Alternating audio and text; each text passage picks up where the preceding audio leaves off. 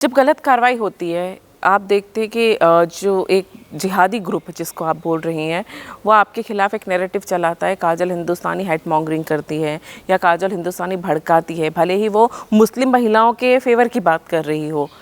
ऐसे में जब पुलिस भी दबाव में आ जाती है, कानून भी आपको लगता है कहीं ना कहीं दबाव में अगर आ जाता है, क्या काजल हिंदुस्तानी को डर नहीं लगता है? ऐसी कौन सी शक्ति है जो काजल हिंदुस्तानी को फिर भी ये ताकत देती कि वो बीच में जाए, लोगों के बीच में जाए और इस मुद्दे को उठाए?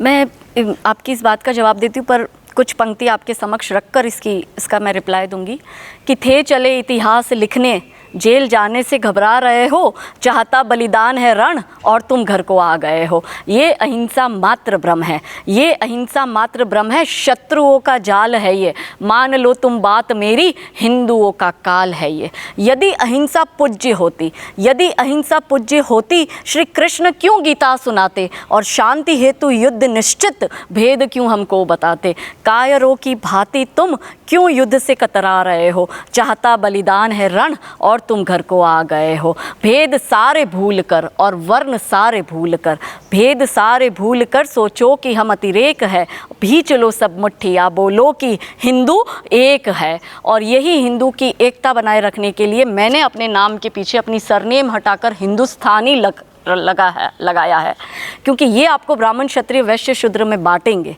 और हिंदू यदि हिंदू होकर इस युद्ध को लड़ेगा तो वो युद्ध अवश्य जीतेगा। रहा सवाल डर का, तो मैं रघुवंशी हूँ, मैंने रघुवंशी कुल में मेरा शादी हुआ है। अब जिस कुल का नाम हम लोग इतने जिस कुल से राम भगवान आते हैं उस कुल की मैं बहू हूँ, तो आप सोचिए कि क्या हमें डर लग सकता है?